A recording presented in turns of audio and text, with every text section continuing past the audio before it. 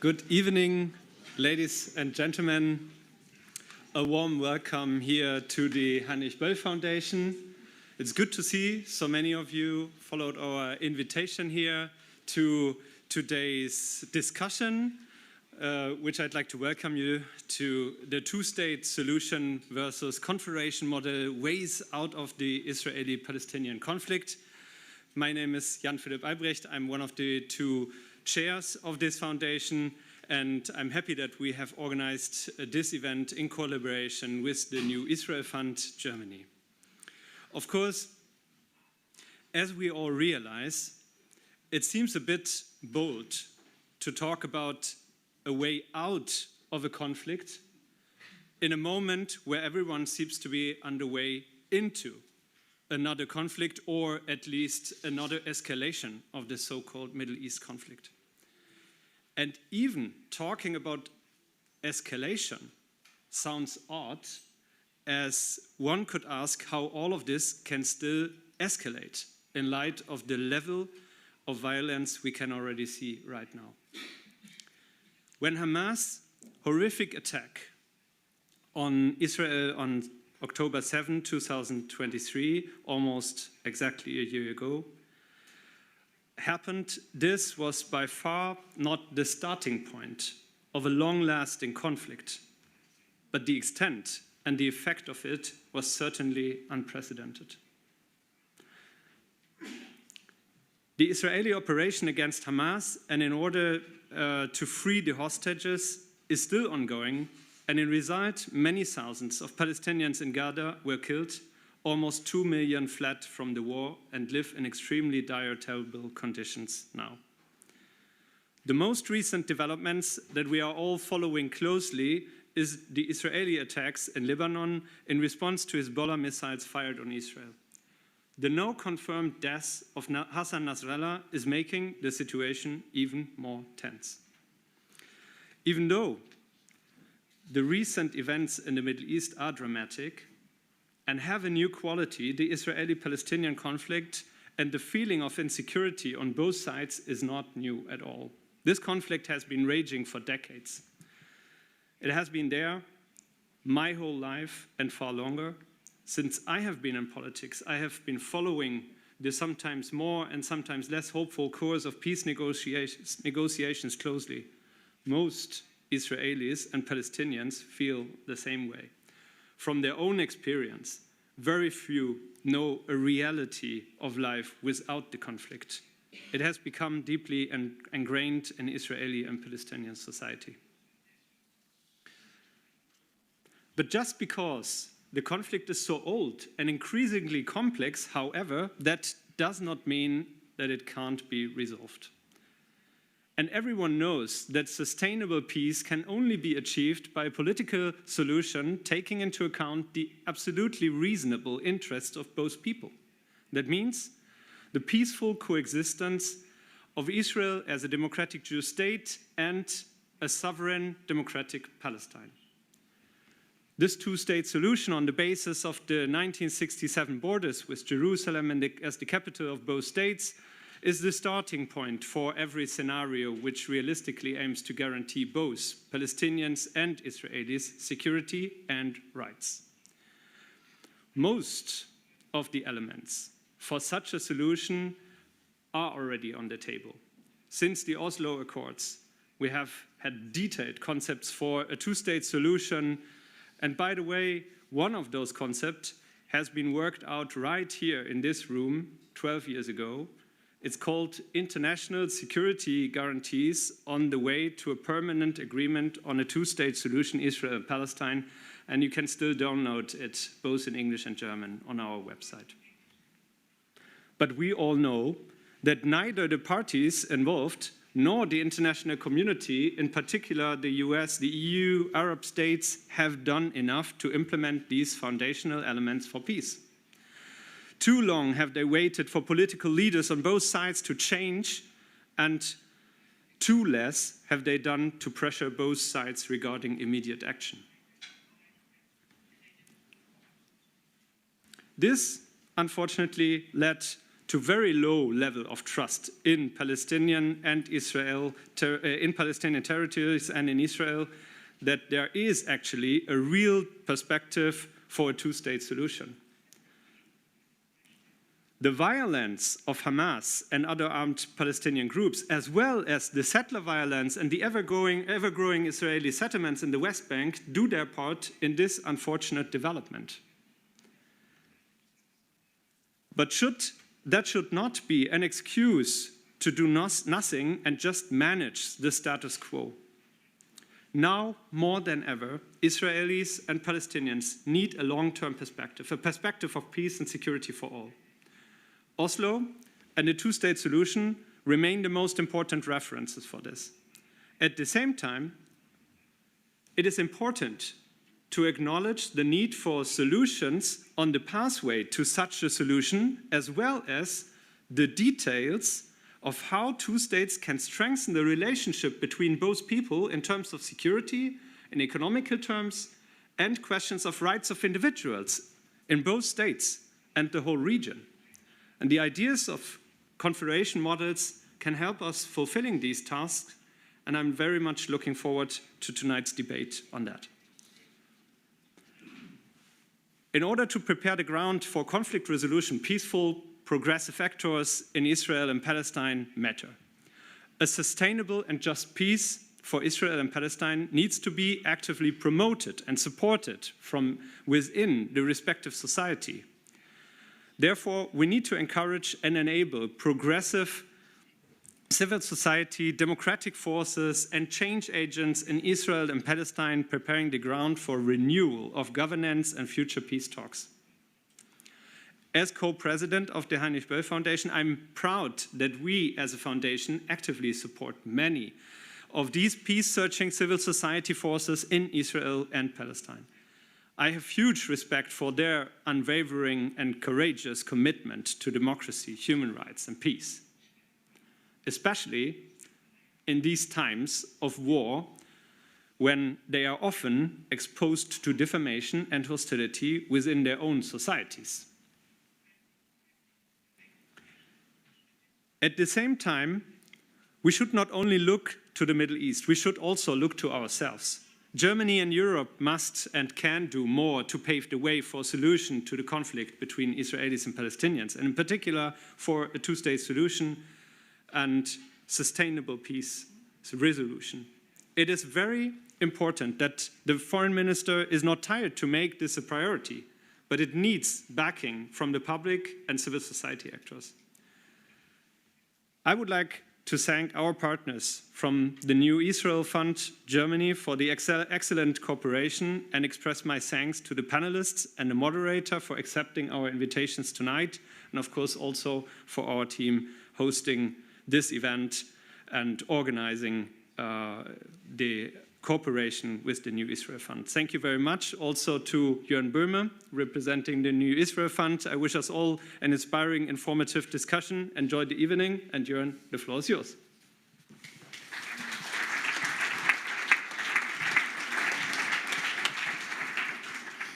Ja, vielen Dank. Sehr geehrte Damen und Herren. Thank you very much, ladies and gentlemen, dear friends. Before I say something about the New Israel Fund, I have a question for all of you. We are now 1 week ahead of the first anniversary of the terrorist attack on Israel by Hamas and other Islamist groups. On that day, and as a result of that day, tens of thousands of people have been killed or injured. Israelis, Palestinians, Lebanese, and foreigners. And many people are still being held hostage by Hamas and other organizations. We want to remember all of them and their families, and I would like you to stand up, and I'd like to ask for a minute of silence.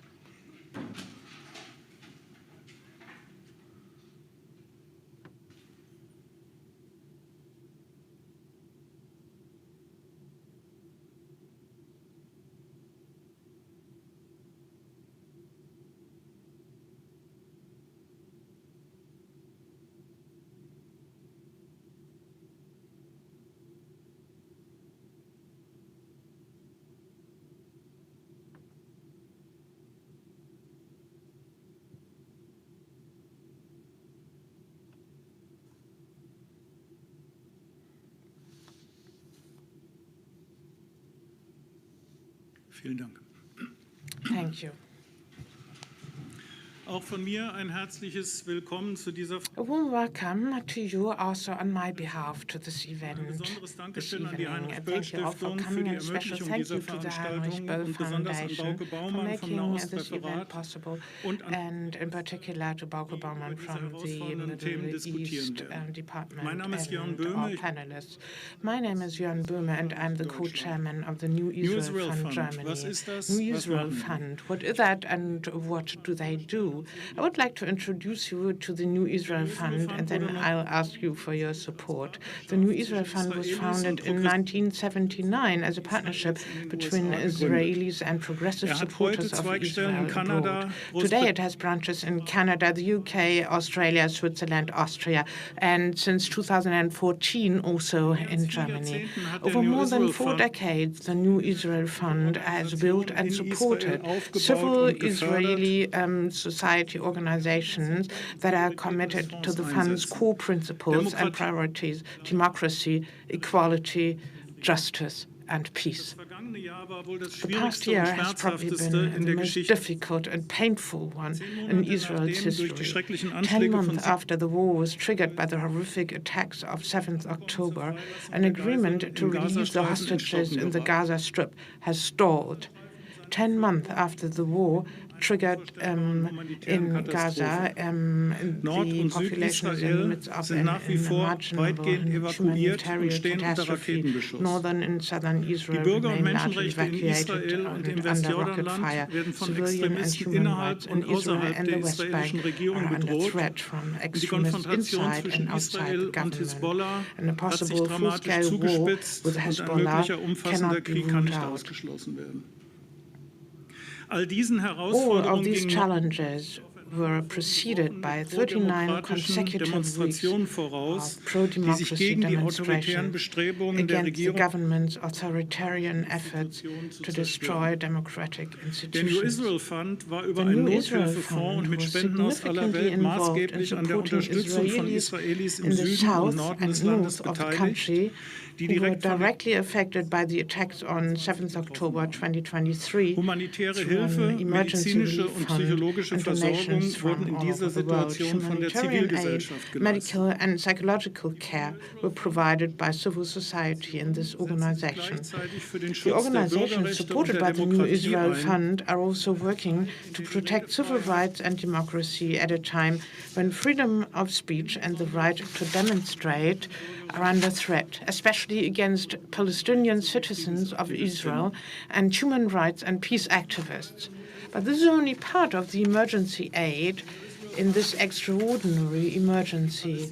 The New Israel Fund supports organizations that strengthen Palestinian civil society in Israel and work for a Jewish-Arab partnership to prevent a repetition of the intercommunal violence of May 2021. The New Israel Fund is helping to build equality and partnership in the Negev desert, where on 7th October 2023, around 85,000 inhabitants, mainly Bedouin, had no protection from missile or drone attacks. Their villages are not recognized by the government and were therefore not protected by the Iron Dome system. The New Israel Fund supports the organization Omdim Beyachad, Standing Together, which is now also known in Germany and which organizes a direct aid campaign to combat hunger in the Gaza Strip and has helped in the past to prevent settlers from attacking aid convoys from the West Bank to the Gaza Strip. In the context of the de facto annexation of the West Bank, the New Israel Fund supports human rights organizations that collect data on settler violence, protect human rights lawyers, and organize solidarity visits to Palestinians in the West Bank and the Jordan Valley. And the New Israel Fund supports organizations that are working on a vision for the future, like Mitvim, whose CEO, Jill Luciano, is here with us tonight. The aim is to promote a diplomatic solution to the conflict and advance a vision for Israel's future based on equality, democracy, and justice, and to block measures that further entrench the occupation and settlement building. The choice of organizations to be supported is not random. It points to the links between democracy, the rule of law, and human rights on the one hand, and annexation, the Gaza war, and the government's refusal to seriously negotiate an agreement to release the hostages on the other. You will soon be able to get an impression of the work of the civil society organizations in Israel that are supported by the New Israel Fund here in this room. On Tuesday, 5th November at 5:30, 6 activists from Israel will inform you and discuss with you about the Democratic Israel Civil Society 1 year after 7th October 2023. There will also be another event organized by the Heinrich-Böll Foundation and the New Israel Fund Germany, and we hope you will join us. I hope that you're as impressed as I am by the courage and perseverance of these organizations and their activists. I'm convinced that we can learn a lot from them for our fight in Germany to preserve and expand the rule of law and democracy. We should also show our appreciation for their work under these difficult circumstances. We should give substance to the concept of shared values between Israel and Germany, because the values, democracy, equality, justice, and peace, are under threat. They are under threat from outside and from within. There is something you can do to support these Israeli civil society organizations. You can support them financially by donating to the New Israel Fund. Don't think this is a small thing. It is not. It makes a difference, and you can make a difference. Take our flyer, visit our website, become active, donate. Thank you very much, and I would now like to introduce the panel discussion that was announced, and I would now like to pass the floor to Dr. Muriel Asseberg. She's a fellow on the research group on Africa and the Middle East on science and politics. It's a think tank organized by the federal government and the German parliament. It provides consulting to them. And Muriel Asseberg works on the Middle East and Palestine, and she has published zusammen mit Jan Busse, der Nahostkonflikt, der gerade in neuer Auflage erschienen ist, und das Buch Palästina und die Palästinenser. Herzlichen Dank, Muriel. Thank you very much. Muriel, the floor is yours.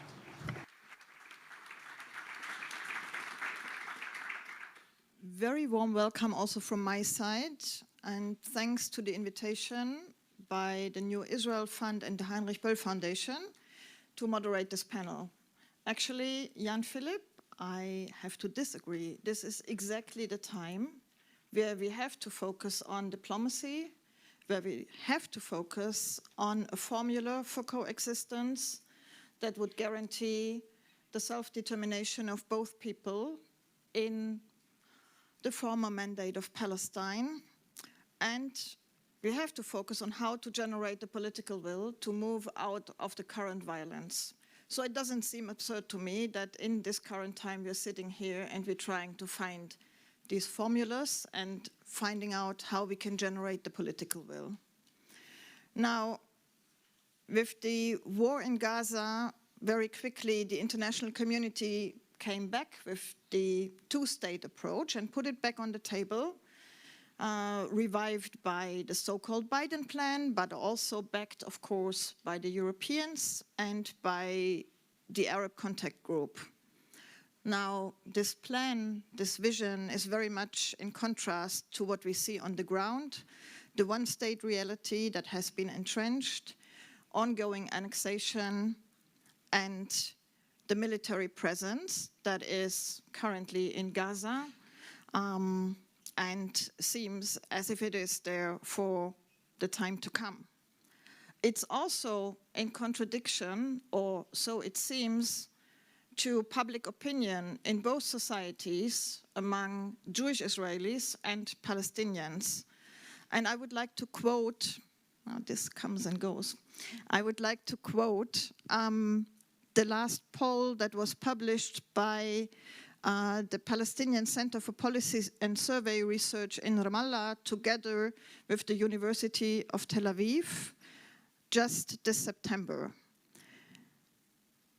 And this poll attests to the low level of trust that you have been speaking about, Jan-Philipp.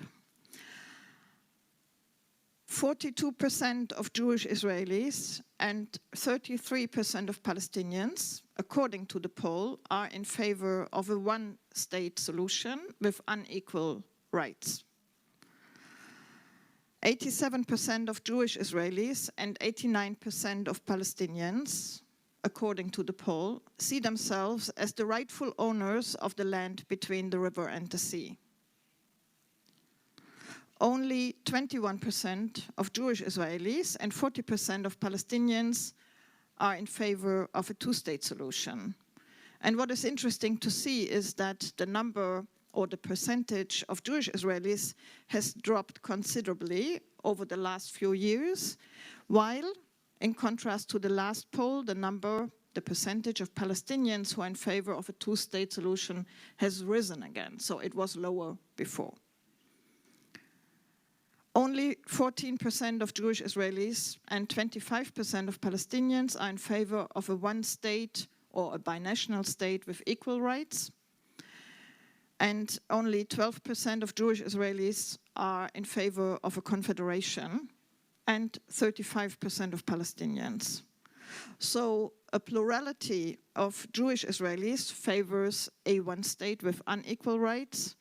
A plurality of Palestinians favors a two-state approach, followed by a confederation. I think these results speak a lot about the return to an existential conflict, the reawakening of collective trauma in both societies, the lack of trust and empathy with the victims of the other side. And when you look into the poll, you also see that both societies, first and foremost, see themselves as the victims of the confrontation. They both think that on the other side, there is a grave lack of humanity, and they do not trust each other to move forward to any kind of settlement. This is a very difficult situation because populations are not putting pressure on their leaderships to move forwards for reconciliation, for conflict resolution. And still, let us discuss on this panel what are potential models for settling the conflict, what are the main obstacles on the way to getting there, what is the regional dimension, and that will also bring us back a bit to what we're seeing currently between Israel, Lebanon, and Iran. And what is the way forward, and what role can civil society actors and Germany play?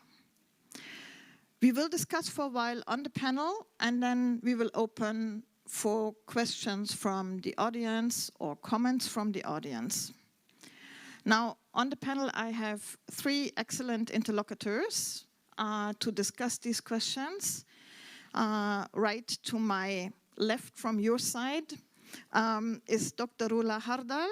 She is the Palestinian co-director of A Land for All, Two States, One Homeland, and Rula will explain what that means. She is also a research fellow at the Shalom Hartman Institute in Jerusalem, and she has quite some knowledge of Germany because she did a PhD here at the University of Hanover. Then next to her, on the far left from you, seen from you, this is Dr. Gil Mosiano. Gil is the CEO of MIDVIM, the Israeli Institute for Regional Foreign Policy. Gil is also a former colleague of mine at SWP, so it's a pleasure to be on the podium again with you. And you have been engaged together with the Berl Katznelson Foundation in something called the Israeli Initiative, also looking at how the current situation can be transformed into a diplomatic breakthrough towards a two-state approach. I'm sure you will also enlighten us a bit about that. Last but not least, on the far right, seen from the audience, Dr. Tobias Tunkel, who is the Director for Near and Middle East and North Africa at the Federal Foreign Office, and will help us better understand the German government position on all these issues. And I'm very much looking forward to that. So we're going to start with looking at the model or the paradigm for resolving, or maybe better, settling the conflict. Why, if you can explain, why do you favor a certain approach? How does it look like? What are its advantages? And maybe what is the main difference to other approaches? And we're going to start with Rula, of course. Thank you, Muriel. Thank you to all of you. Thank you for the NIF and the Heinrich-Böll for the invitation. Well, I do agree with some parts about being here and speaking about solution while the situation is escalated on the ground in Israel-Palestine and also in the region. And we know that we are still in the beginning of this war, and that this war is not going to be only in Israel-Palestine, but the possibility that this war is going to be regional are very high, unfortunately. On the other hand, being a Palestinian and a Palestinian citizen of the state of Israel and living there on both societies, and also my colleagues, my friends in the initiative that I'm leading in leading with an Israeli co-director, we feel that we don't have the luxury to give up and not to speak about solving this conflict, because the alternative is very, very clear for us. Continuous war, while during this continuous Israeli-Palestinian as well as regional war, the current right-wing fanatic government of Israel, led by Benjamin Netanyahu, is already implementing another vision, because they have already their vision and they have the plans how to implement this vision. It's enough to remember the decisive vision of Smotrich to understand. It's about eliminating and ending the whole Palestinian question. I mean, in terms of the collective being of the Palestinian people in Israel-Palestine, or in historic Palestine, according to the Palestinian terminology. It will include continuous negation of any right of the Palestinian people for self-determination and implementing their collective rights on their claimed homeland. And automatically we are speaking about, yes, one state reality where only one group, which is the Jewish Israeli group, has the right to claim sovereignty. And this will lead to deepening the apartheid regime that already is practiced in some parts of Israel-Palestine by the Israeli government. So that's why we can imagine what the future actually brings to both people. I don't think that this reality is going to be to bring security for the Israeli population or for anyone in the region. That's why we still act in all means that we can do in Israel, in Palestine, globally, with the whole international community in order to advocate for speaking about solution. And we do believe that it's doable. We had it, actually. We started to implement the two-state solution, but we cannot, as you started to mention, the re-emerged discourse by the international community, actually, immediately following October 7th, about the two-state solution. It's like something, you know, you are taking something from a very old place full of dust, and you just pull it out and give it to the people. It has no credibility. The reality on the ground has changed since we spoke about the two-state solution in the context of the Oslo Accords.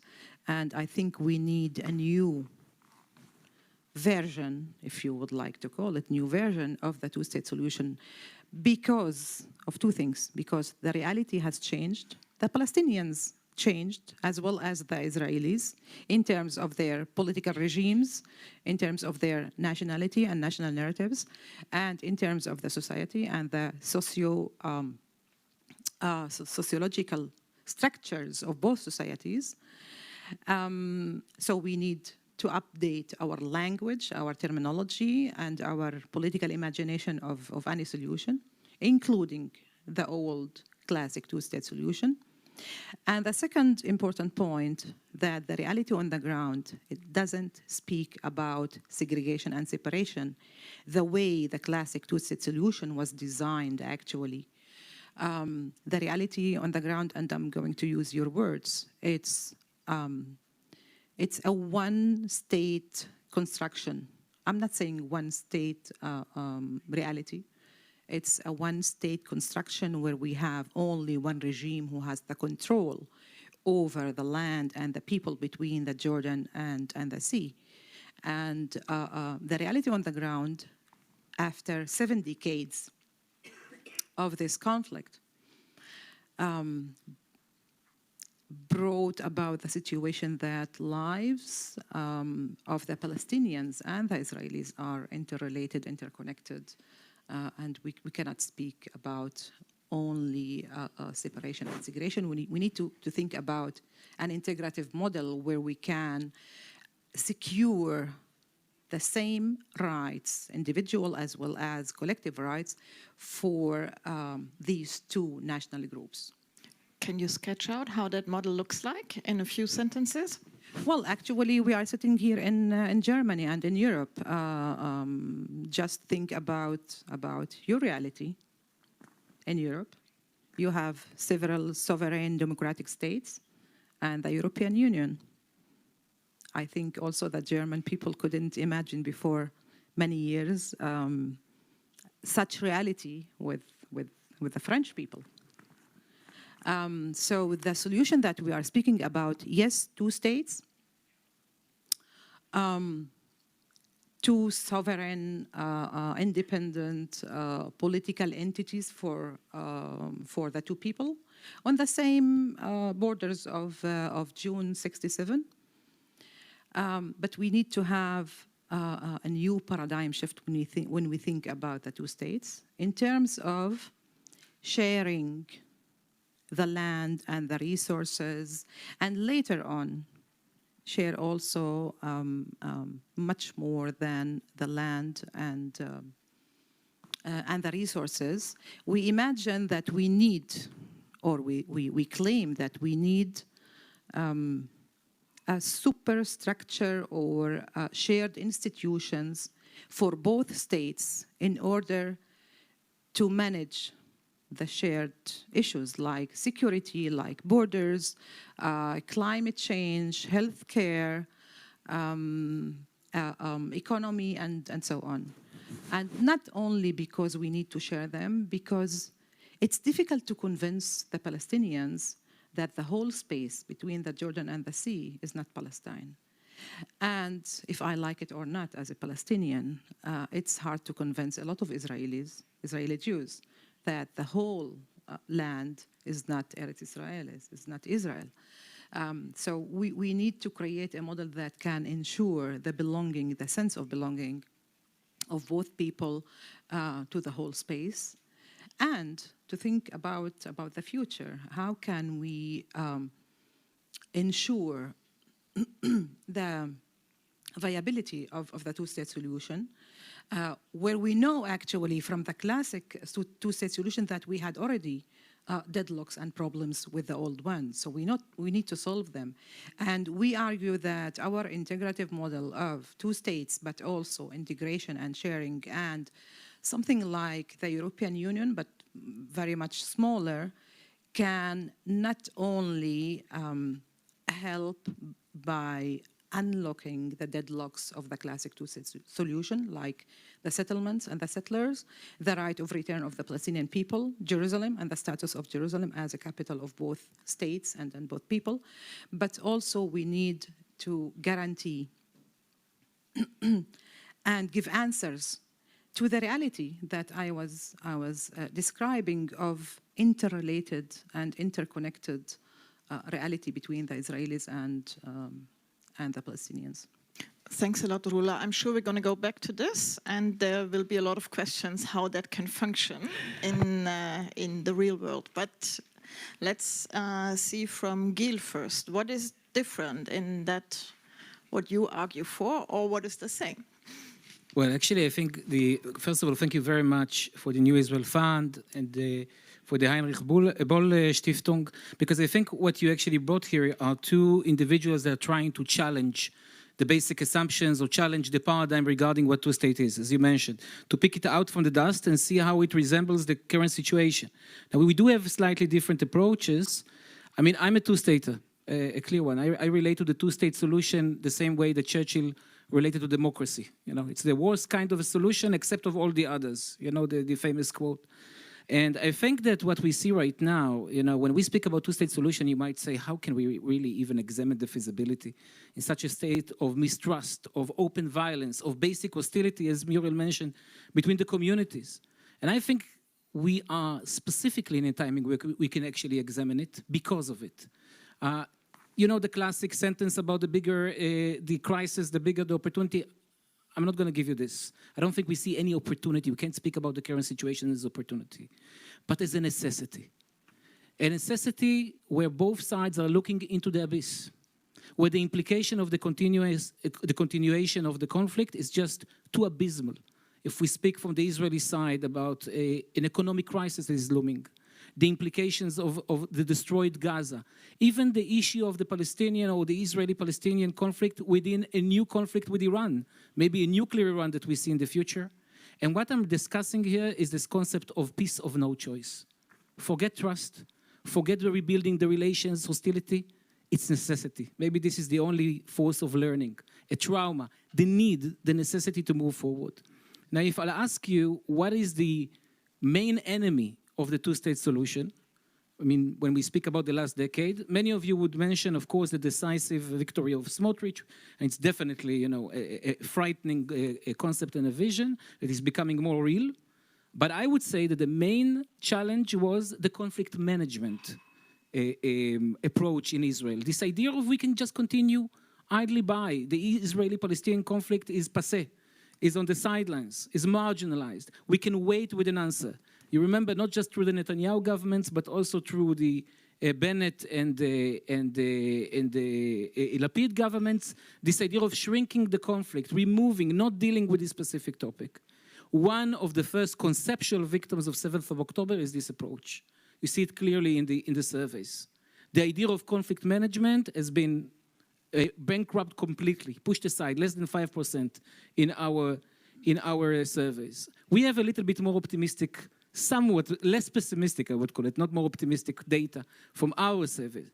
What happens when you remove the middle point, when you remove this let's wait and put it aside, it pushes the Israeli public into a direct intersection, basically, a juncture between two clear opinions, two clear ideas.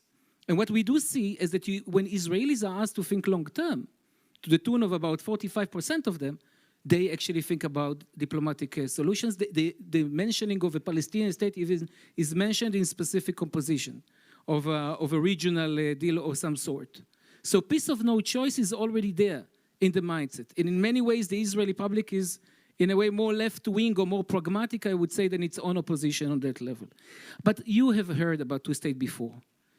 what we are trying to challenge is the basic paradigm. We established a team, Muriel mentioned, with Karen Berg-Katzenelson in Israel, less than 24 hours after the 7th of October, to really see how we can take this incredible tragedy and the ensuing war and turn it into a force of a new political momentum for an Israeli-Palestinian regional a framework, basically. And I think that one of the things that we understand today is that the way we used to treat two-state before, you know, the vision, moments of historical handshakes, Rabin style, Oslo style, on the White House lawn and so on, is not feasible right now. And we cannot afford ourselves to wait until the right Israeli government shows up. You know, even the next government that we are so working very closely with the opposition in Israel to bring, it's not going to be a left-wing government. You know, it's going to be probably a center-right. It's going to be some kind of a Gantz. So we cannot afford ourselves to wait because, as Rola mentioned very clearly, facts are being changed on the ground right now by the right wing. Smotrich is an expert on that. You know, bringing the collapse of the PA, changing facts on the ground. So we need to be able to take hold of the practice. We need to be able to identify practical steps that change, that create a two-state reality. While we also identifying the horizon of two-state, we also have to do not just top-down, but also bottom-up. We need to fill this vision with content, with certain game changers. From we can speak about it later. The large-scale development of Area C, to a joint mechanism in Jerusalem, to energy independence in the West Bank, to create a two-state reality. By the way, that's what the right wing in Israel has been doing for all those years, building facts on the ground. So it's a different approach in aspect to the idea of a two-state, bottom-up, top-down. And I think I'll stop here and we can develop some of those ideas later. Yeah, wonderful. Thanks a lot, Gil. Tobias, an idea or a model full of dust without credibility, is that what the German government is arguing for?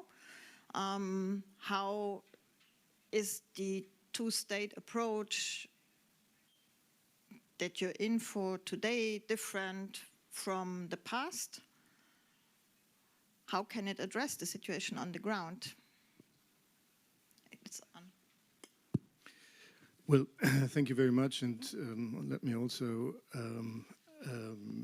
extend my gratitude to the organizers for putting together this panel and the discussion on this topic, which seems to be an evergreen, regardless of how bad the situation on the ground is.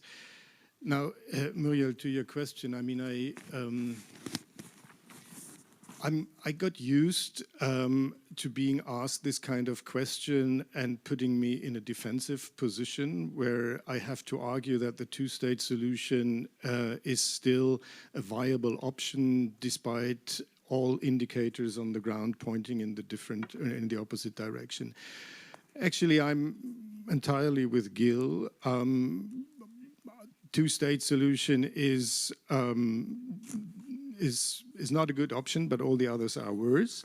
And I would simply counter your argument with saying, okay, until somebody comes up with a better, and better means also with a better workable model, I will stick to the two-state solution. Now, my problem is a different one. The problem is that, as I see it, the 7th of October, on the tragedy of the 7th of October, on top of all the misery and bloodshed it has brought upon the Palestinian and Israeli people, has killed the idea of peaceful coexistence.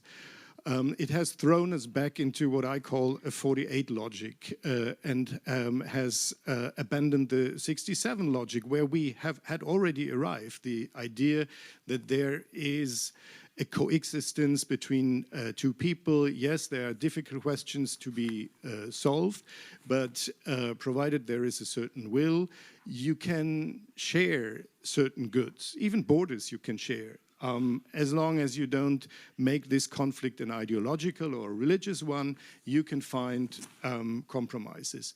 We are no longer in this realm. We are back into the logic of 1948, where both sides are totally convinced that the other side, had it the opportunity to do so, will try to displace, if not destruct the other people.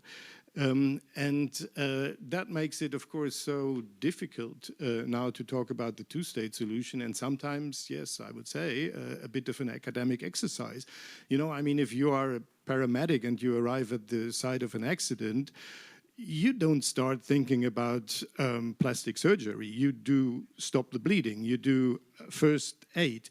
And that's what we, I think, have to do. I mean, stop the rapid downwards spiraling of the situation, reverse the negative trends. I mean, I'm not only talking about the war in Gaza, I'm talking about the situation in the West Bank. It has been alluded to. I mean, the occupation is a daily reality, and the occupation as a daily reality kills hope and imagination that eventually there can be two states alongside each other.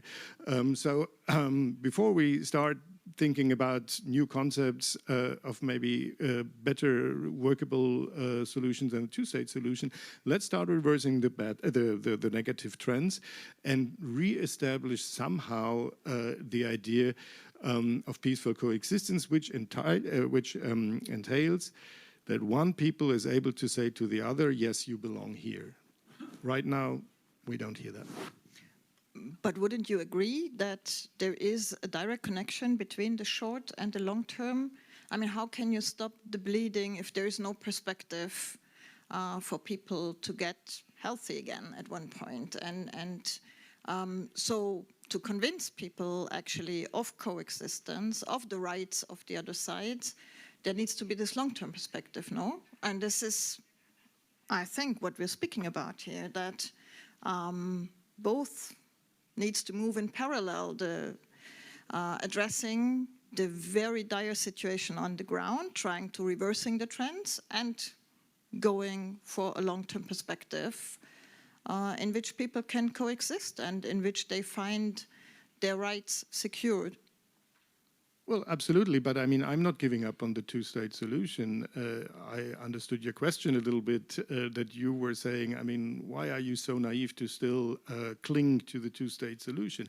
I mean, we are, exactly for the reason that you were giving. I mean, we have to have a kind of a final status that we seek to arrive at, and we have to give this vision of a peaceful end state back to the people. But again, I mean, it doesn't make, I mean, we can't claim to have brought the two-state solution closer if we start, you know, modeling a way of how to divide Jerusalem and make it a shared capital of two states, as long as the war in Gaza is still on, as long as the settlements are still increasing and settler violence is taking place and so on. So here I see certain kind of priorities that need to be addressed, while in my view, the two-state solution, I mean, we have done a lot of work on that, parameters of a two-state solution.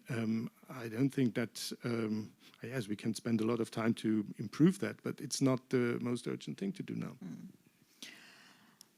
I think what I wanted to say is that, quoting Rula about the dust, that it's time to dust it off, not to throw it out the window. And I think that is part of what we're trying to do here, trying to see how can it be adopted so it becomes a more concrete vision that attracts attention. So I'll go back to Rula first about the way forward. How do we get from this current situation? What is it that needs to be addressed first? And what are concrete and realistic steps forward? Well, before that, I do agree with you about the definition of the situation that we are in 48, but I don't agree with the symmetry that you are doing between the Israelis and the Palestinians, not now and not in 48. It's not, it's a kind of to be stuck with October 7th. And during this year, the situation has escalated much more than what happened in October 7th. And I do think that we don't have the time now to discuss what happened in 48 and how things started. But I do agree with you that we are facing now, and we are in the same situation, at least for the Palestinian people. It's, yes, again, the Nakba of 48. It's a second Nakba. It's much more worse Nakba, difficult. And we've been all watching this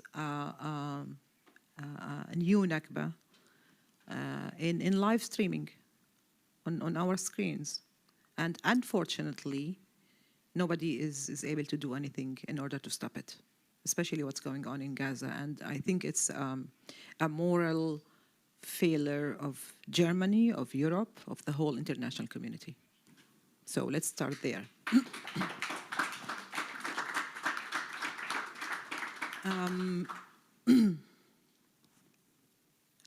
Coming back to your question, well, first of all, we need to stop the war. And here I would like to mention something that I get today, which became very viral on the social media. It's time to say to the Israeli government that they have to stop the war, because they are actually practicing now the whole violence, mainly the whole violence against not only the Palestinian people, but also against Lebanon and others. I like very much the press conference that some Arab and Muslim country leaders had 2 days ago in the UN in New York, and where we all heard the Jordanian foreign minister coming, and after the speech of Netanyahu, he spoke to Netanyahu and to the whole international community and say to him, you know what, we are now standing here, the foreign ministers of more than 70 Arab and Muslim countries. And you mentioned in your speech that we are all against Israel and against or threatening the security of Israel and its existence. We are telling you now, here, we are not against Israel, and we will agree now about acknowledging a Palestinian state and about the two-state solution, and we will ensure the security of the state of Israel. And he blamed him that it's not actually the Israeli interest. And if you ask, yes, any Israeli politician now, from the right, the current government, until the so-called left in Israel, if we can have something like that in Israel, what do they have to offer to their people, to the Israeli people, and to the Palestinian people? Nothing except war. This is actually the situation. So we need to conceptualize things as they are, and not doing a kind of symmetry between the Palestinian people and the Israelis, who has the control and the power dynamics are very clear. Who is now initiating everything in order to have endless war in the region? Maybe you can still explain, Rula, how your approach helps in getting out of the situation and what it can actually do. What are concrete steps to move forward?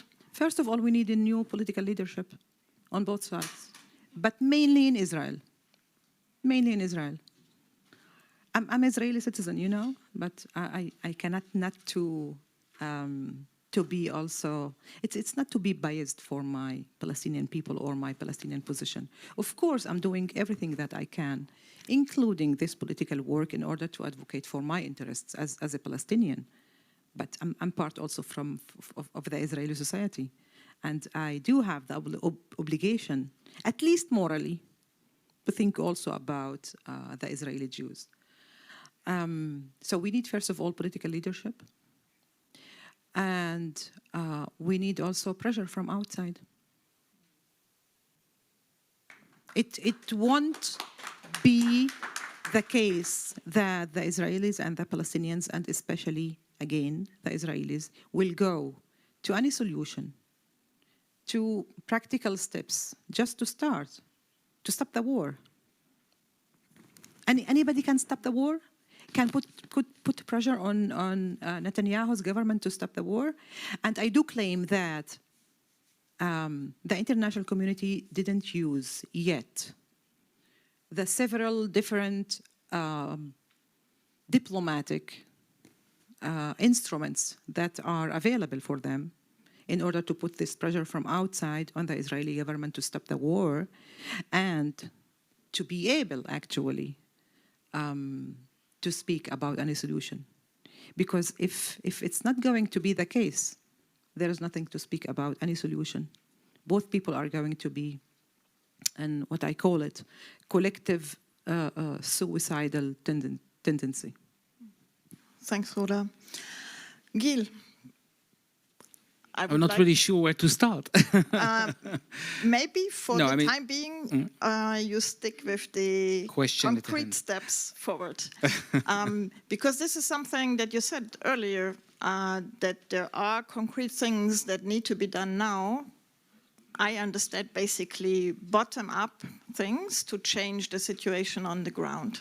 Right. So what can realistically be done in that very difficult situation? Let's start where I actually agree with you completely, with Rula, about the change of leadership. Because it is clear that this current Israeli government is a government that cannot supply, cannot really use the opportunities that you mentioned, regional and otherwise, or not even really unable to move in any direction when it comes to political solutions. We're talking about a government that is basically handled or controlled by Smotrich and Ben-Gvir. So decisions could not really move forward, and most of what it has to offer is just issues of war, and I don't think that Tsar is going to change the issue altogether. But I do think that we are talking about change of leadership in both sides. And one of the major obstacles that we are facing today is the way we treat spoilers in the Israeli side and the Palestinian side. In the Israeli side, of course, I think it was mentioned here, the way we cope with Ben-Gvir and Smotrich and with this decisive, with this shift into an open annexation. But also on the Palestinian side, what I've been hearing in the last couple of months and weeks about Hamas, and about the easy incorporation of the rapists and the attackers of Hamas into the new Palestinian national movement. The easiness with which we decide that Hamas, because of its, I don't know, either the fact that he was chosen democratically beforehand or otherwise, is becoming part of a possible solution. We have to decide whether we fight the spoilers, and there's many spoilers as far as the eye could see, or we battle them. And I think we need to take a decision to battle them in both countries, in both people, basically, in order to move into into any kind of solution going forward. I think part of the important issue, and I think it also relates to the role of the EU and Germany, is right now to maintain the PA as it is. Before even revitalizing the PA or building some kind of a new a format with legitimacy, changing the leadership and so on. Part of it is really trying to act against an attempt to collapse, to bring the PA to an economic collapse, something that we're experiencing right now today. And the idea is that you build the infrastructure for resumption of negotiation. This is also including, by the way, election later on. It includes, for example, an international recognition of a Palestinian state. People are talking about recognition right now. And I don't oppose it, but I think it's a waste of a political will, of an international momentum. I would like to see that as part of a larger process that is pushed by a new international coalition of countries that are committed to the two-state solution. So if we define the horizon and we promote, and I mentioned a few, but I can mention some more steps that create a two-state reality, then we can actually move forward. But I don't think it can actually work if it's not happening on different levels, both on the regional level and on the level of Israeli-Palestinian negotiation. I think that one of the strongest leverages that you see today on the Israeli audience comes from the regional. Maybe you want to speak about it in the next question, so maybe I'm going to save it to the next question. But I also want to speak about one last obstacle, because we speak about the technical ones or the operational ones, political ones. We should also relate to a very strong emotional obstacle that we identify today in both societies. And this is the somewhat ignored role of honor and humiliation. You describe it as 48, going back to the humiliation of the Nakba. We spoke about traumas in the past. Today we identify, even in the Israeli public, that the 7th of October was not just a major crisis of security or a major human suffering and so on, but also a huge humiliation, a key humiliation on that level. And we do understand that many of the decisions that are made today are defined by the need to regain the lost honor of 7th of October. And as you know, when it comes to a conflict of honor, it pushes the side to a zero-sum game, okay? To suspend all kinds of restraint and to act according to a gut feeling. And this is something that we also have to calculate when we think about rebuilding the relations. Lastly, as much as I'm a critic of the Israeli occupation and the creeping annexation and the real annexation and this government, when it comes to Lebanon, I'm really, really sorry. That's not an Israeli aggression. That's 11 months of an unprovoked attack by the state of Lebanon, Hezbollah, under the direction of Iran against Israeli citizens, including my family. And the tendency to say Israel is always wrong whenever it uses power. I have to admit, I don't see a strategic goal to the current usage of power, and this is my biggest problem. I think the exit strategy from the Lebanese-Israeli, the Israeli-Hezbollah war will be some kind of an agreement, some kind of a diplomatic framework, but the usage of force against, this is for me is the classic self-defense on that level. And I would really like to separate those two things and not just to take an automatic approach to any issue related to Israel. And I know that I'm in a minority position on that issue.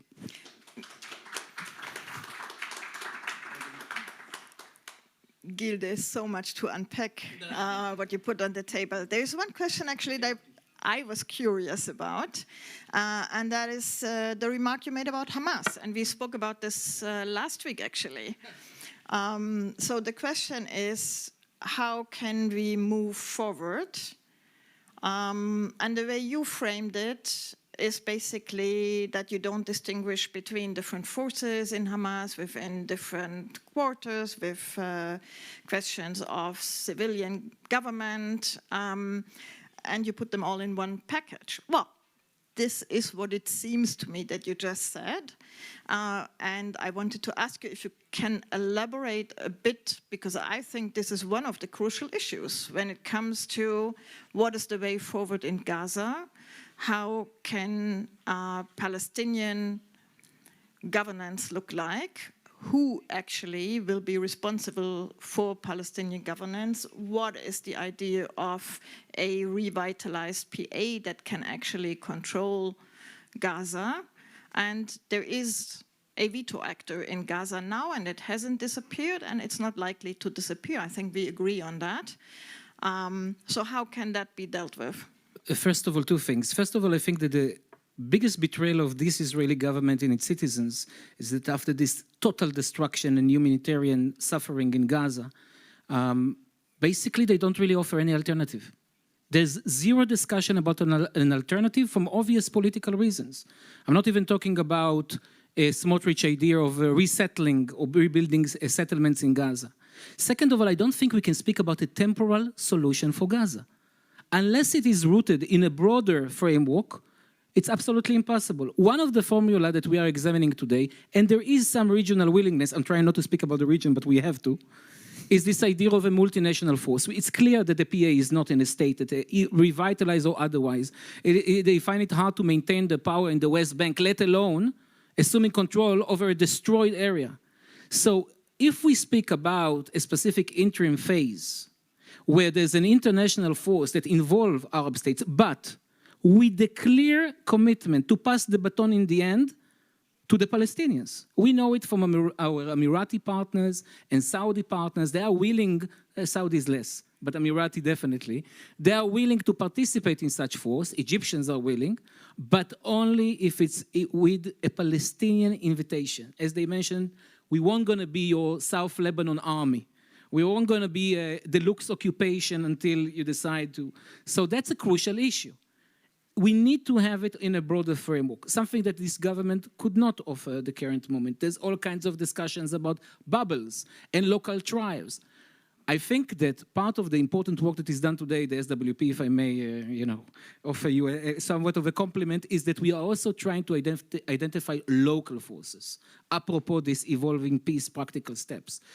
Actors inside Gaza that represent a third way in many cases, or represent no way at all, but deals with reconstruction.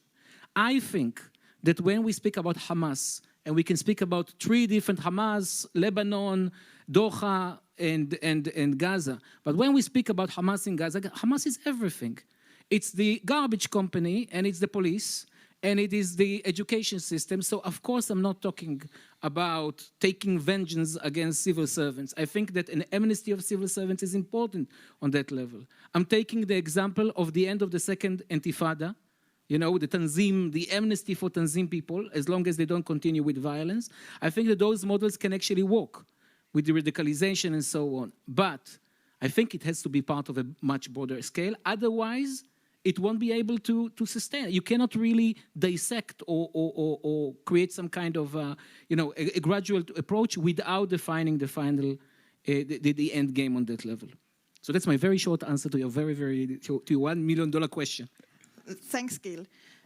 Just because I want to put the record straight, it was a compliment, but it can be misunderstood. So what we do at SWP currently is a project where we try to translate and give some space for Palestinian voices, in particular from Gaza, on reconstruction of Gaza. It's not that we try to identify actors, so that might come across a bit oddly. I do have something to say. Yes. Tobias first. The way forward.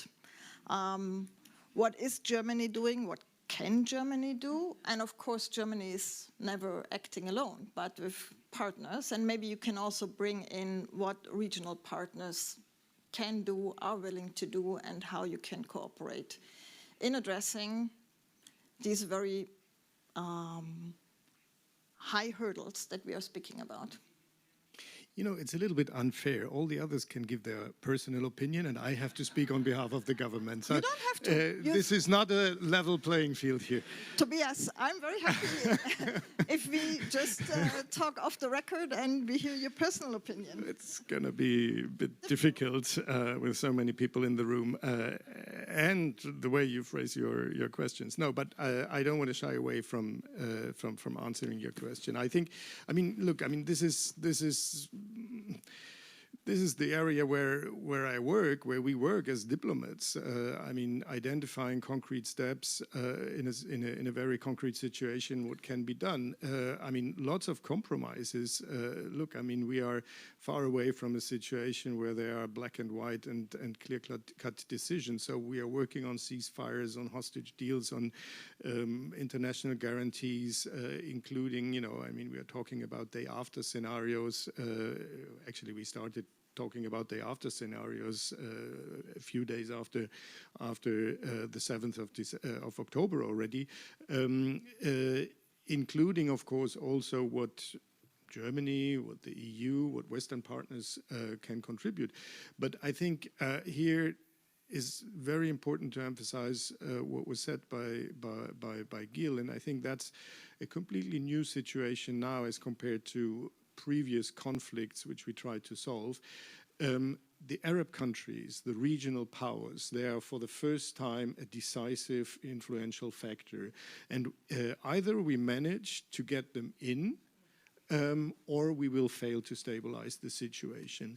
No way the situation in Gaza after a war is over can be stabilized and let alone reconstruction and so on done by Western powers only, by the US or the Europeans. So yes, and that's what we are doing for months now, talking to basically the main moderate Sunni monarchies in the Gulf, because they have the power, they have the money, they also have the interest. Some of them also view that Hamas is not only a threat to Israel, it is a threat to the whole region, because the ideology extends far beyond the Israeli-Palestinian conflict. So there is a fair chance to get them in. But again, it was said there are also some conditions, and I have not yet noticed that Israel, the Israeli government, has fully acknowledged what the conditions are under which the Arab partners can be brought into a day after solution, some sort of stabilization of Gaza. One thing is that there must be a credible pathway to a Palestinian state. Another thing is that, I mean, you can talk, I appreciate the work that is being done on building up local Palestinian forces to create something in what is now pretty much a vacuum.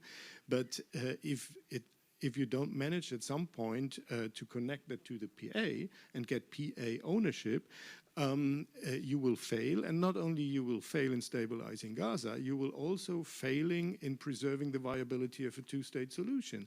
And here, I think it's very important. I mean, do no harm. We must not lend our support to anything that deepens the divide between Gaza and the West Bank. On the contrary, the PA, I mean, not going to not going to present the PA in a better shape than it actually is.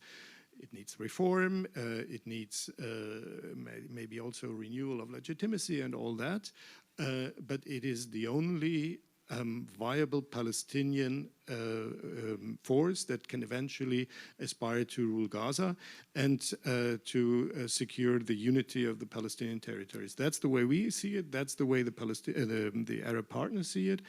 And we are still working on convincing the Israeli government to see it the same way. Rula said there needs to be more pressure, and the international community, and of course that concerns mostly the US and Israel's partner, second most important partner, as we like to put it. How can that look like, and what is possible seen from Berlin? Yeah, I mean, look, I think it's a commonplace to say. I mean, diplomacy is not rocket science. It's a mixture of applying pressure and incentives, carrots and sticks, in various forms and shapes and mixtures. And I think it's the same here. Yes, I think eventually to move us forward, to advance a solution, we need a combination of pressure and incentives. On the pressure side, I mean,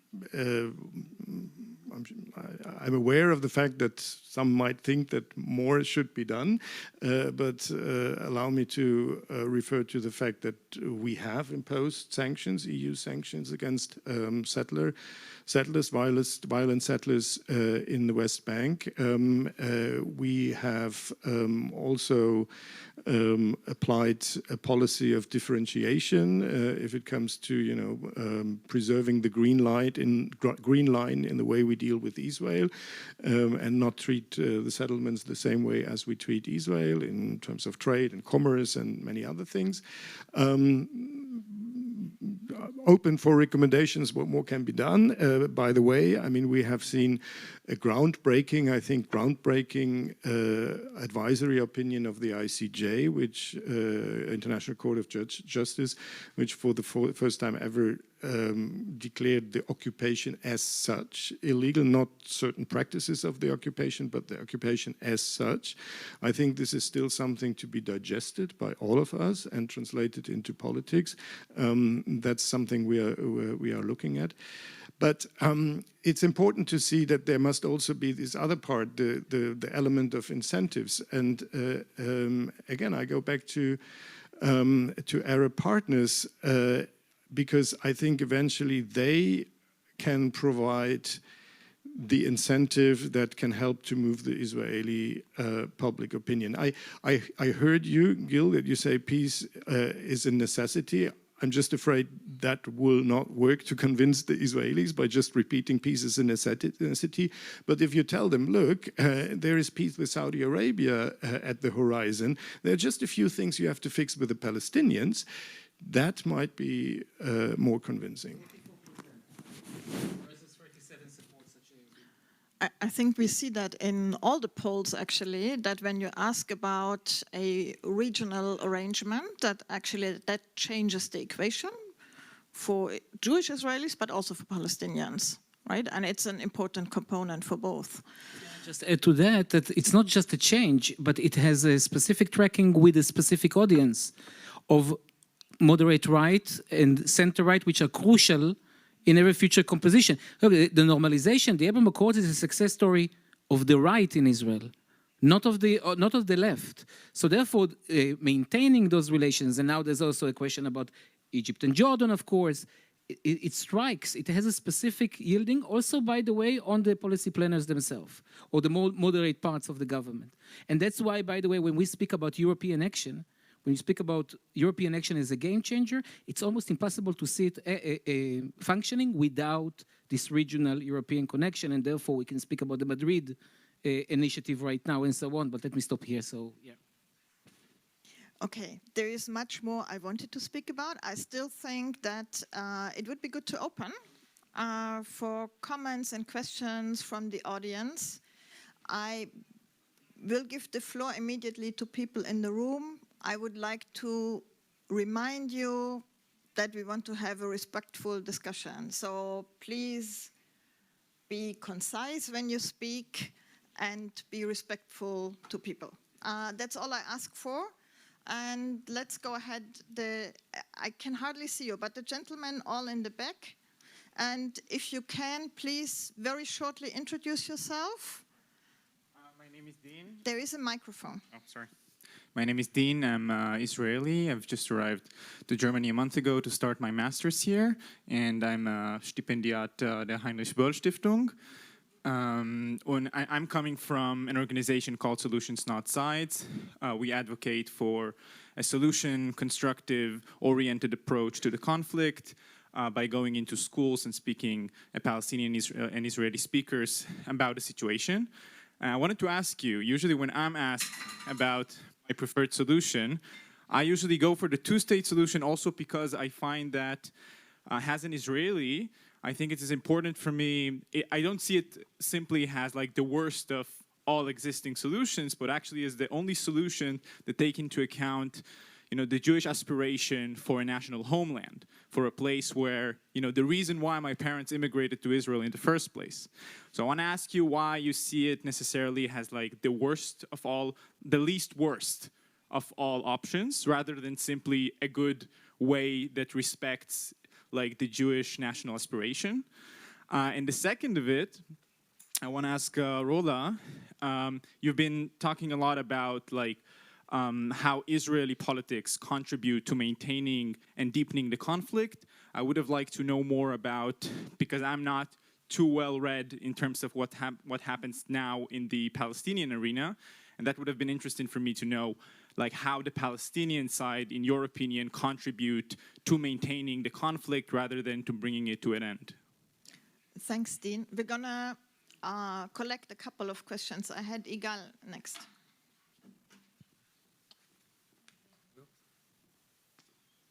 Yes, my name is Igal Avidan. I'm a journalist and a writer. One of the problems is the trial of Netanyahu, which blocks everything. And the second point is his resistance to any dealing with his fault and the fault of his government on the 7th of October. So as long as this is in the room, nothing was going to change. So maybe you want to react on that. Thanks, Igal. Then I saw some, this is Martin, I think, if I can, please.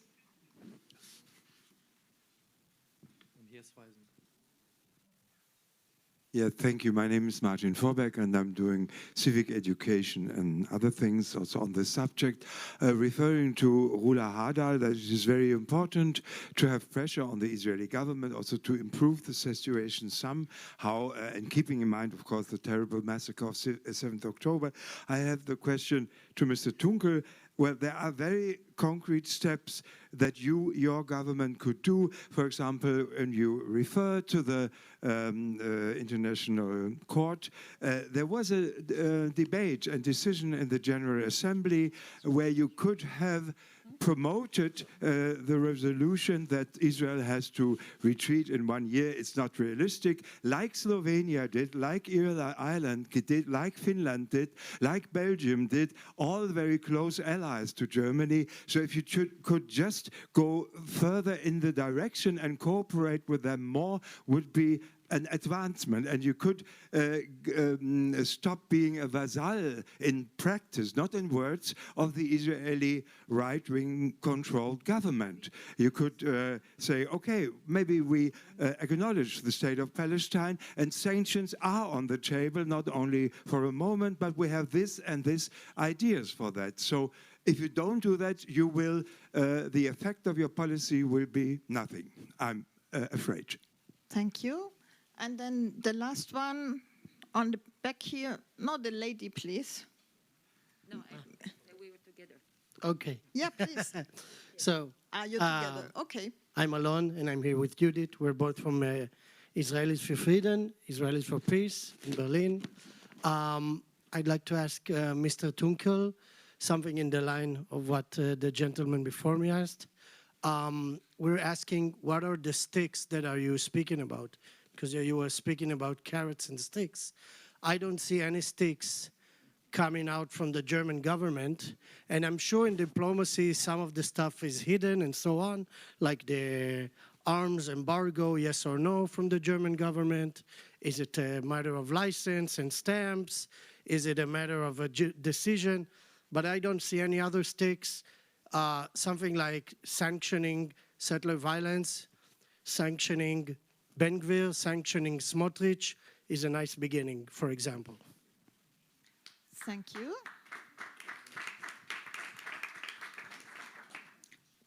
That is something that is being considered by the EU, no? Not only the sanctions on violent settlers. Maybe you start, Tobias, with answering about where are the sticks. No, I will start with the question before that. First of all, I think we agreed to discuss in a respectful manner, so I reject the word vassal. I think that's out of context here. We are never a vassal of the government of Israel or of Israel. We are close partners and proudly close partners and friends of Israel, and we have a commitment to the security of Israel for reasons that I don't have to explain, and that will not change. That has nothing to do with being a vassal. But on your question about our voting in the General Assembly, now I think first of all we have to differentiate. There are two things. There's the ICJ advisory opinion, which came out a couple of weeks or month ago, based on a request that was addressed to the ICJ in another resolution 2 years ago. Back then, we did not vote in favor of that resolution that referred the case to the ICJ because we had the feeling that the kind of questions that were raised here where, how do you say, tendencies had a certain spin. And especially we had the feeling that occupation was, the way occupation was framed in this request did not take into consideration sufficiently security concerns of Israel. Now, we have made very clear that with the ICJ advisory opinion, albeit it is not binding, we have a piece of international law that we will deal with, and we will not go back to and ask questions of how it came about. This now is an opinion by the ICJ, and therefore part of the acquis of international law. Nevertheless, I recommend you to read the dissenting opinion of the German judge Nolte in the International Court of Justice that emphasized that in the ruling of the ICJ, again, certain legitimate security concerns that Israel had and that stood at the origin of this occupation were totally blackened out. So I'm just saying and explaining to you why it for us was important, was difficult to come to a yes vote at the UNGA resolution that the Palestinian side tabled in New York to endorse the ICJ advisory opinion, plus a few other things that the resolution went not far, but went beyond the advisory opinion. So it was not only endorsing the advisory opinion, it was also endorsing a few other things that were put into the resolution and which we thought was not you mean the 12 months? The 12-month, then the conflation with the ICC cases, accountability issues, International Criminal Court, and so on, which we prefer to keep separate. So I take note of the fact that you disapprove of our vote, but please respect the explanation that I gave you. Now on sticks and carrots, and I think as one of the examples for a stick, arms embargo was mentioned. I'm not going to walk you through the German national legislation on arms exports, which is quite strict in terms of ensuring the compliance with international humanitarian law as a precondition for giving export licenses. Why I'm not doing that? Because you can read it in the 2 or maybe now 3 cases that were dealt at the German administrative courts, where Palestinian NGOs started trials and accused Germany of violating these national laws. The courts came to the conclusion that this is not the case. So please believe me that in whatever we do and what we do in fulfillment of the security commitment that I mentioned before, we are making sure that this is compliant with national and international legislation. Having said that, I have to come back to something that Gil said earlier. I mean, if you believe that what's happening on the northern border, the blue line, the military confrontation that we are seeing there between Israel and Hezbollah, is Israeli aggression and has nothing to do with self-defense, okay, then I disagree. That is certainly not the position of the German government, and we believe that for this kind of self-defense, our security commitment to Israel is made, and therefore it is also underpinned with certain arms exports. Having said that, it might have, or you might have noticed that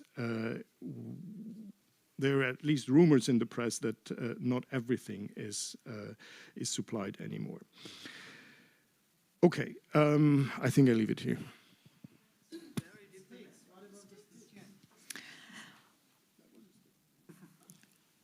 You spoke about sticks that you don't want to apply, or the government doesn't want to apply. What about other discussions you don't want to speak about that? Well, you don't need me to confirm you that there is a debate in Brussels about sanctions against Smotrich and Ben-Gvir, because that's in the public space. It requires unanimity,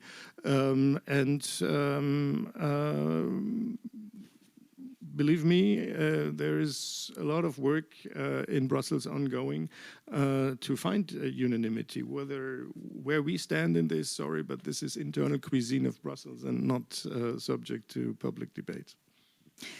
Gil, the two-state solution as the least of all options, least worst of all options, or maybe the best one? No, on paper, it's, exactly corresponds. I share your view. It corresponds with the basic idea of the right of self-determination, which is not exclusive only to the Jewish people or to the Palestinians. So, of course, I see it as a Northern Star. But, we are talking about that after 25 years of being beaten up, basically, while trying to implement such an idea. And obviously, that requires trust. And that's why I was referring to it as an imperfect, to say the least, opinion. I will even tell you something beyond that, by the way, and this is where we might overlap on that level. I see the goal as being two-state, and you see the goal as creating maybe something else or moving from two-state later on. No. So I wouldn't put words in your mouth. But I'm just going to say that, you know, if, and this is going to sound like a cliche, and I don't care. If in 40 years down the road, we mention the EU, my grandchildren and your grandchildren or the grandchildren of the Palestinians would actually look at the system and say, why do we need customs? Why do we need, you know, organically move forward into some kind of integration? I won't see it as a failure. You know, the choice of those people to actually exercise their right of self-determination in such way. But the European Union did not start with Schengen. It started with colt and steel, you know, it started with small little steps. So if we speak right now in a situation where both people has zero security, are afraid, have a fundamental fear from one another, and it's protection from one another, we cannot really speak about joint defense or joint security mechanisms. And having said that, and you know, kind of preaching against my view, there are places within this new idea of two-state where we can incorporate those logics. Jerusalem, for example, you know, this idea of no control, basically. You know, the idea of maybe trying and implementing a third option or a third identity. We can play with these ideas. I'm just saying, in the current state of affairs, total mistrust and animosity between the sides, clashing them together, bringing those communities together, increasing the friction, with all the goodwill, and there's no question it's coming from goodwill and good ideas, could create the recipe for a mutual, I don't want to use the word genocide, but a mutual war between the parties on the intercommunal level. So that's where I see the issue. The gentleman mentioned the unique state of Netanyahu right now, right? I mean, this issue of his legal problems basically combined. What was the second thing that you mentioned as a... She basically trying, yes, of course. I mean, the idea is that we looked at Netanyahu in previous governments. And I think in previous governments you could spoke about some kind of a pragmatic sense. This is a different type of a Netanyahu government, where exactly because of what you're describing, his ability to stand against Smotrich and Ben-Gvir is very limited. And we've seen it in Gaza in a number of different points, where the government is speaking in two different voices. You know, on humanitarian aid, for example, on topics that were even accepted by the security apparatus in Israel, and then a veto power by Smotrich and Ben-Gvir. So this is a different Netanyahu, much more open to blackmail. And part of what you're describing is exactly what we see, that the inability to accept responsibility for the 7th of October, including, by the way, blaming the army, trying to throw the blame on the army. They use the connection of Mitvim and the fact that we advise sometimes the thinking groups in the army to delegitimize the Israeli army that is consulting with left-wing organizations. All of it, the only way to avoid dealing with this accountability is through an ongoing war. I mean, an ongoing war that is always, you know, we can't speak about it right now. It actually works right now, unfortunately, with some parts of the Israeli public. But I do think that Israelis are more aware now that things that happened before the war, such as the judicial reform, coup d'etat, however you define it, are coming back and they are connected. This idea of interconnected elements here is something that is new, and you can start, and I'm being a little bit maybe too optimistic, start landing its narrative into I wouldn't call it, again, the leftist side, but a pragmatic camp in Israel. The fact that Ben-Gvir and Smotrich are the agent of chaos, both when it comes to the war, both when it comes to the strategy vis-a-vis Gaza, and judicial reform, when you can actually connect the dots, something that didn't happen before. It's starting to become a narrative in the Israeli public, but again, you know, we are still swimming against the tide on that level. Thanks, Gil. Rula, 2 questions to you. On the Palestinian contribution to not unlocking the situation, or worsening the You are referring to the first question that we heard, yes. About the role of the Palestinians in maintaining and managing the conflict. Well, I cannot understand the question, how the Palestinian people are managing or maintaining the conflict. I just want to remind all of you, the Palestinian people in the West Bank and in Gaza live under military occupation of the Israeli governments since many years, okay? And even when the Palestinian PLO and the Israeli government in '93 signed the Oslo Accords, it didn't bring about ending the occupation, the opposite. It created automatically permanent 300 checkpoints, where actually the Israeli army controls the freedom of movement and the life of the Palestinian people, not speaking about other aspects of life and control of the Israeli government over the... So doing this symmetry between the two parts, it seems the most weird thing that I ever heard. Rula, and in this sense, just a minute. The second thing, referring to other issues that are discussed here, who supported the regime of Hamas? Okay, thank you. And you asked Gil about how Israel see the future of the Palestinian politics? No, I didn't ask him. Of course you asked him, because why we need to ask Israel how they, or what kind of political regime, the PA, and what kind of PA, and what are the components. It's a Palestinian decision. I do acknowledge, I'm not a supporter of Hamas, okay? Just to be clear. And I keep saying, if the so-called liberation of Palestine is going to come from Hamas, I'm not sure that I want it, okay? But Israel supported and Netanyahu's governments since 2009. It was a policy. And I can quote Smotrich and Netanyahu and others that they supported and did everything to increase the power of Hamas in order to avoid going back to the negotiations with the PA and to speak about the two-state solution, because they are not interested in any solution. Not our solution, not our version of the two states with the Confederation, and not the classic old one, and not even, until now, the so-called the two-state solution within a regional solution with other Arab countries. So to put that clear. The second point, we are speaking about Germany here, and you know what, Tobias? I will say to you something maybe very hard. I'm a Palestinian citizen of Israel, okay? I'm a German citizen too. Believe me, during the last year, it was easier for me to criticize Israel and to act politically and to write against the Israeli politics than to do it in Germany. And I think that the majority of the Palestinians and Arabs in Germany, who are also Germans, don't think that not only Germany do everything in order to... I don't have any problem that Germany supports Israel, but I do want to remind all of you Germans that the solution of the Jewish question in Europe and in Germany, here in Wannsee, in Berlin-Wannsee, was actually by creating the Palestinian question and problem in the Middle East.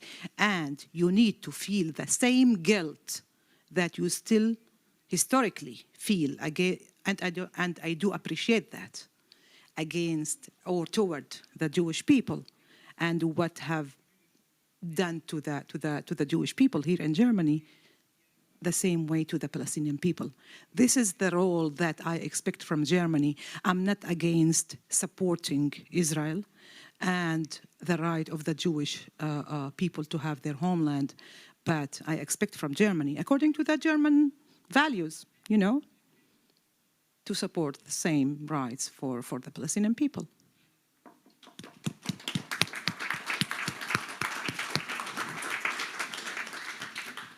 I'm not going to comment on how you put this. I don't agree with the way you put it, but I agree with this notion that there is also a responsibility for the Palestinian people. I think we have a little bit more time to go for a second round. You want to respond to that directly? Yeah, sure, go ahead. Because I think it is important. I take note of what you say, and I take it seriously because you feel it if you are a Palestinian German citizen, and if you have the feeling that the space for discourse in Germany is shrinking, then this is something that makes me sad. I would still not agree with you with all what you say, and I can also give you ample example of where I think that the way the Palestinian side, or I would rather say the so-called self-declared pro-Palestinian side, is leading the discourse here in Germany, is not meant to keep it rational, but rather to poison it. I give you one example, and it refers to what you said in the end. Question of guilt and responsibility. You know, not long after the 7th of October, I heard for the first time, and it was a demonstration in front of my office window, the crowd chanting, "Free Palestine from German guilt." And I was utterly alienated by that. And I had long discussions with Palestinian friends about that. And I told them, I'm not going to have a historical debate about that. I'm just telling you, it is one of the most stupid things that you can do now. And I would still say that this is the case. If you want to change our position in this Israeli-Palestinian conflict by enforcing on us a discussion on how we define our relationship to, or our understanding of history and past and the responsibility that derives from it, then I think you will fail. So I think everything stands for itself on its own merits. There is this commitment to Israel, and no doubt it has a lot to do with responsibility for the past. It will not change. There is also a responsibility for the Palestinian cause, and believe me, I mean, I can say, and genuinely mean it, we are friends of Israel, and beyond the green line, we are extremely good friends of Palestine. I think that goes along, but please don't make us discuss the way we handle our own responsibility from the past in order to advance your cause. Thanks, Tobias. So we have time for 2 or 3 more questions. We have to be quick. Laila, please.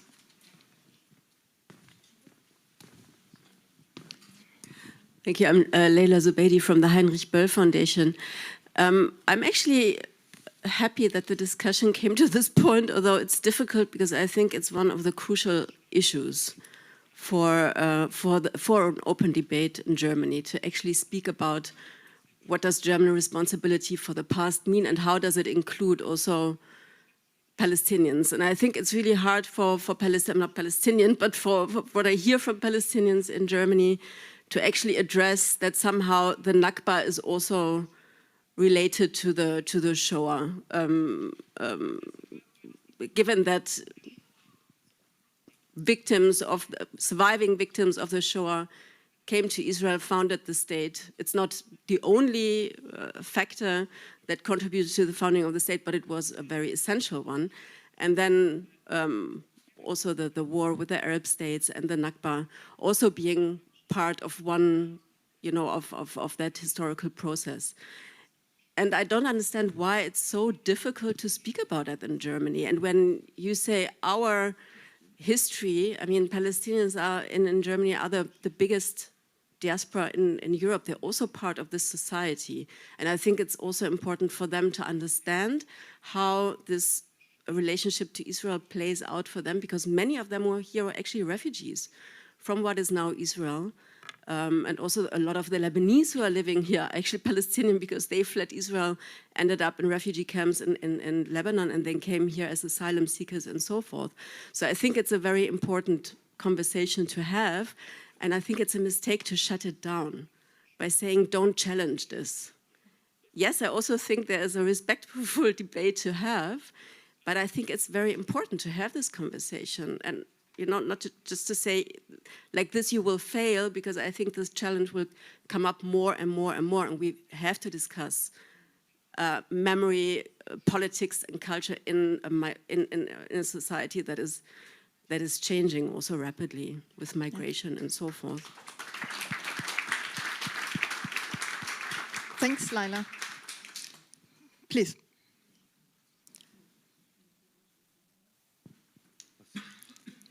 Da, hier vorne. Sorry, it's not up to me to give it to someone. Hier vorne. Dankeschön. Dankeschön. Ja, nein, ich spreche Deutsch. So I will speak German now. My name is Halima Alayan. I am a born Palestinian and I'm a German citizen. I was lucky enough to flee to Germany in 1966. I studied here, and I was lucky enough to receive safety, security, and peace through my citizenship here in Germany. My siblings are stateless to this very day. They're homeless. They are spread over a number of Arab countries. They have no right to anything whatsoever. So Palestinians, since 1948, have been refugees, have been stateless people. So that's the crucial point. That's the very thing that is not spelled out clearly. And as long as this situation prevails, there will be no peace. And the name of Hamas and whatever organizations may change. But as long as this problem, this real problem is not solved, only their names will change. Israel is very important for all Jewish people in the world, for them to have a homeland, for them to be safe. But this holds true for Palestinians also. We must make sure for both sides, and when I say we, I mean the whole world must push to ensure that both sides will find reconciliation and reunite. Because, well, you spoke about the Arab countries. Not one single Arab country helped the Palestinians. Germany gave me my citizenship, not an Arab country.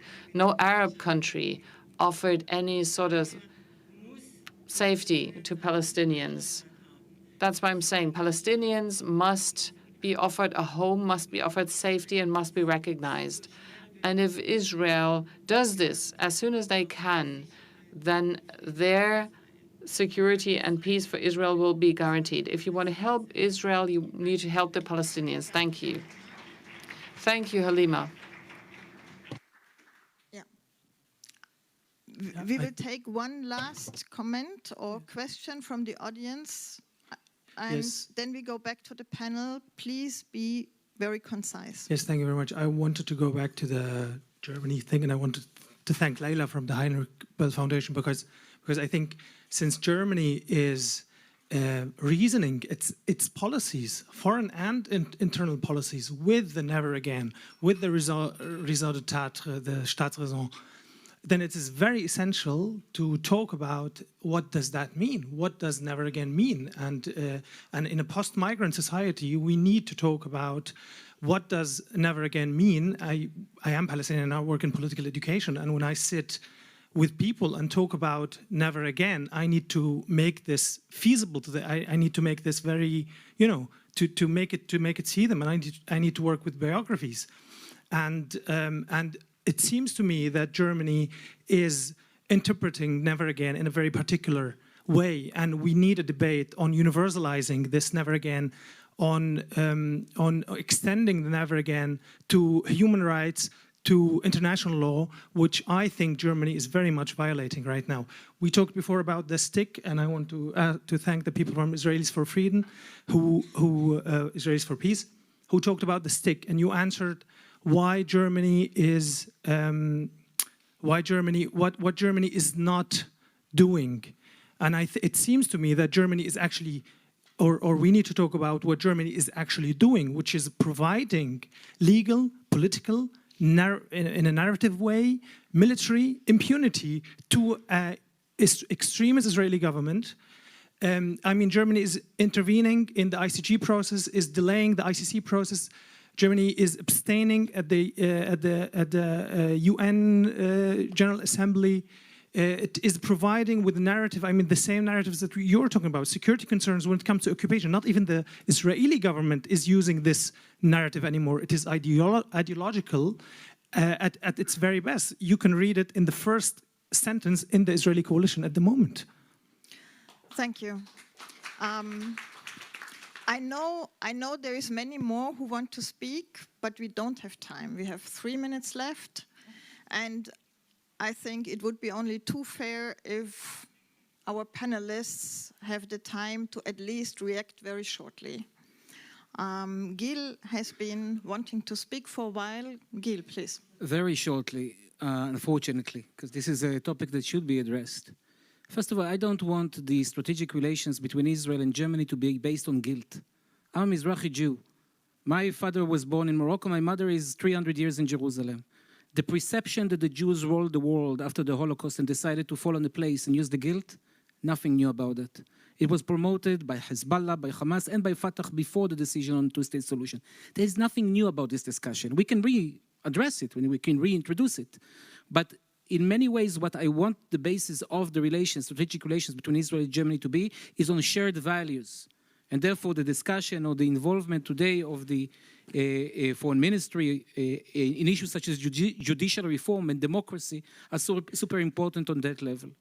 But my problem is not, I think we should speak about the past, we should examine everything about the past, we should have an open discussion about everything. But we need to understand what is behind, what is the Absicht behind this discussion. First of all, in the way that it was introduced here, there's an attempt to create a direct comparison between the Nakba, which was an oath, and between the Holocaust by creating some kind of asymmetry, by saying, you know, this is the punishment, wait, let me just finish. But that's not what worries me. This is an issue of semantics. It might not be your, intention, but it is already used in many different cases. You know, if we apply, one thing. But the most important thing is that it's not just an historical discussion for the sake of self-reflection, examination of our values, which is always terrific and important and healthy for a society. In many, many different cases, the discussion about this narrative of a German guilt and so on is related to an attempt to delegitimize the right of Israel to exist, to blur the difference between criticism that we all share, I think, in this room, of Israeli policy, with sticks, with carrots, with the things that were mentioned here, which I support, and between a challenge to the right of Israel to exist, bringing back the 48 question and questioning whether Israel is not just a European colonial project, which is in many ways against, I can tell you also from my own personal experience, from my own family history, Zionism was there way before the Holocaust, obviously influenced by the Holocaust, okay? But was there way before. And Jews in Palestine was also there before. So in many ways if it was some kind of a new discussion, you know, I'm actually intrigued by the discussion of never again, you know, about, but just one last sentence. But there's nothing new about this idea of the Jews rolled the globe and landed in Palestine and the Palestinians are suffering. That was the narrative for the last more than 40 to 50 years. There's absolutely nothing new about this mode. So I don't see the innovation here, that's all I'm saying.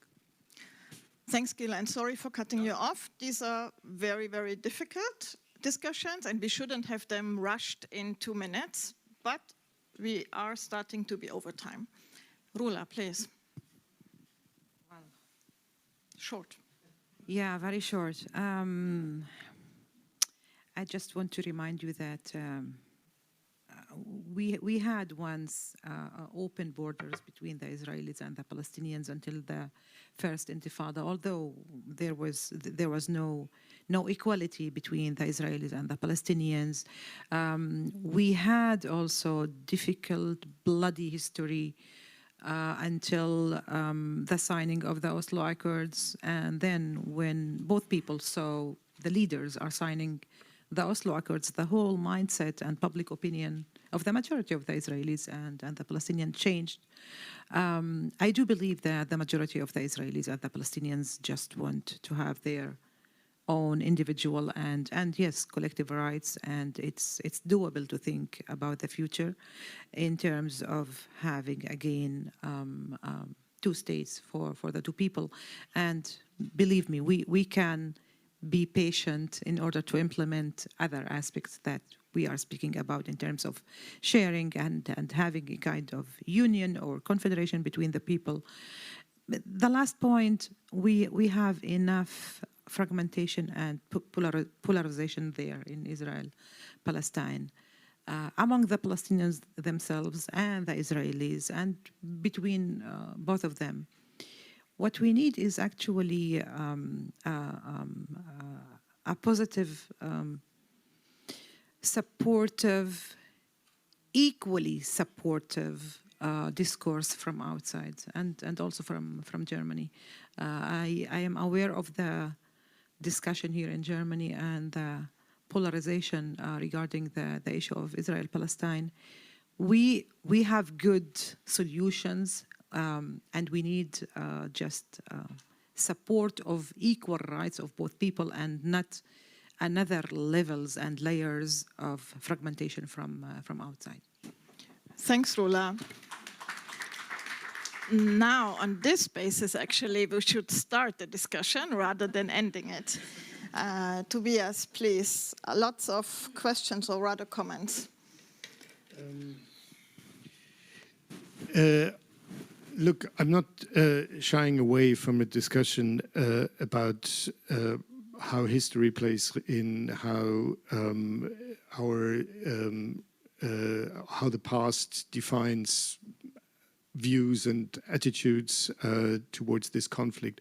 I agree with you. It should be done and it should be conducted in a most open way. I also agree with you that the interpretation of never again basically is a commitment to certain values, and that also definitely includes international law, human rights and all that. The only thing that I have a problem with is the way you are saying it seems to automatically lead to the conclusions, and if you take it seriously and if you apply it correctly, it will make you rectify your wrong Israel policy. And that's, sorry, where I disagree. You referred to our statements, our interventions at the International Court of Justice and the International Criminal Court. I'm not sure if you have read it. I think it was driven exactly by the attempt and the commitment to stick to our to international law, and derive from that the way we look at certain aspects of the Israeli-Palestinian conflict. Now you can come to a different conclusion, but to say that it is a distortion of international law, sorry, that I would reject. And one last sentence, and here I'm really giving my personal opinion.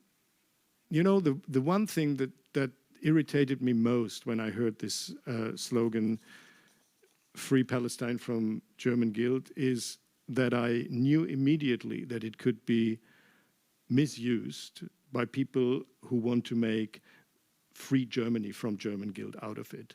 And that's why I see it as so dangerous. Thank you. Thanks, Tobias. We're at the end. I'm very frustrated because I feel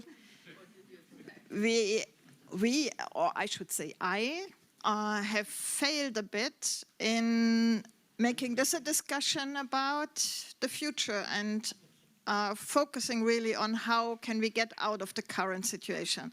That was the intention.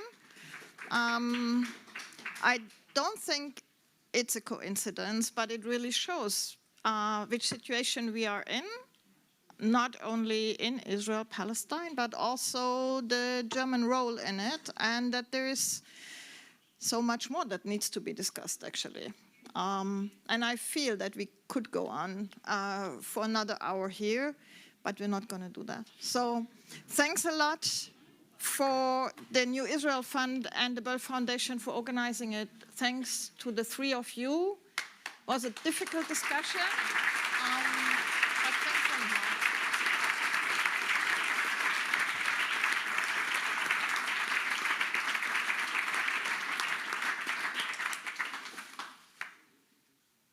And thanks to all of you for a very concentrated debate and atmosphere. I enjoyed that.